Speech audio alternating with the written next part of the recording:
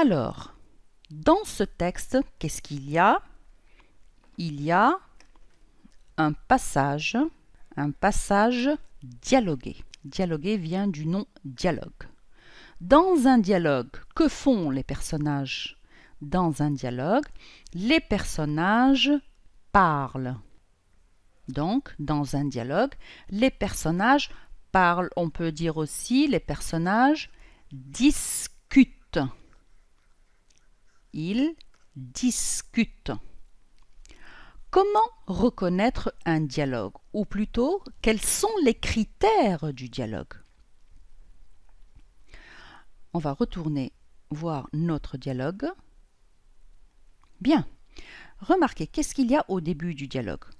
Au début du dialogue, il y a des guillemets.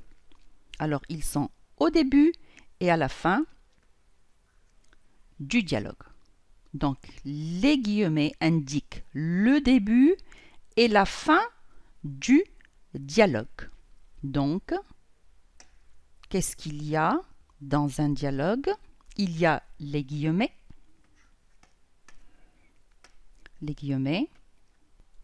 au début et à la fin du dialogue. Au début et à la fin du dialogue. Je ferme les guillemets. On dit j'ouvre les guillemets au début et je les ferme à la fin lorsque le dernier personnage arrête de parler. Qu'est-ce qu'il y a aussi? Regardons aussi. Il y a les tirets. Bon, ce tiret-là, il n'est pas obligatoire. Il y a les tirets. Pourquoi on met des tirets? Qu'est-ce qu'ils indiquent, les tirets? Les tirets indiquent le changement de personnage. Par exemple, la première réplique, « J'ai une idée, on peut fabriquer ce coffre », propose Brigitte. Dans cette réplique, c'est Brigitte qui parle. Je retourne à la ligne et je mets un tiret. Et je mets un tiret pour indiquer qu'il y a un autre personnage qui va parler et c'est Jean. Donc, le tiret, je le trouve au début de la réplique et il indique le changement de personnage. Donc, dans un dialogue, il y a les guillemets, il y a les tirets. Voici un tiret. Il y a les tirets au début de chaque réplique. Au début de chaque réplique, et je répète que les tirets indiquent le changement de personnage. Qu'est-ce qu'il y a aussi? Il y a aussi les verbes introducteurs de parole. Par exemple, dans la première réplique, j'ai une idée, on peut fabriquer ce coffre, propose Brigitte. Donc le verbe introducteur de parole ici, c'est propose. C'est un verbe introducteur de parole. J'ai une boîte vide et des fils de laine multicolores pour la couvrir, dit Jean. Le verbe introducteur de parole, c'est dit. Lorsque Jean parle, il dit. Lorsque Brigitte parle, elle propose.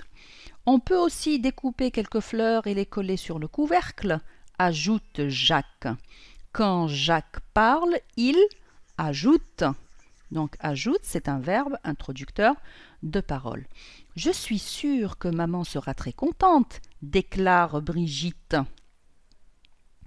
Le verbe introducteur de parole ici, c'est déclare. Lorsque Brigitte parle, elle déclare. Donc vous voyez qu'il y a beaucoup de façons de dire. On n'utilise pas toujours le verbe dire car il y a plusieurs façons de dire. Donc propose, dit, ajoute et déclare sont les verbes introducteurs de parole de ce dialogue. J'ai une petite remarque à faire concernant les guillemets à la fin du dialogue.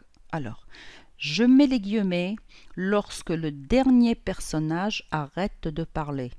Je suis sûre que maman sera très contente. Je ferme les guillemets, car ça c'est la réplique de Brigitte. Déclare Brigitte. Qui dit ça? Qui dit déclare Brigitte? C'est l'auteur. Ce n'est pas le personnage qui parle. Donc, je ferme les guillemets lorsque le dernier personnage arrête de parler. Alors, dans un dialogue, il y a les guillemets, il y a les tirets et il y a les verbes introducteurs de parole.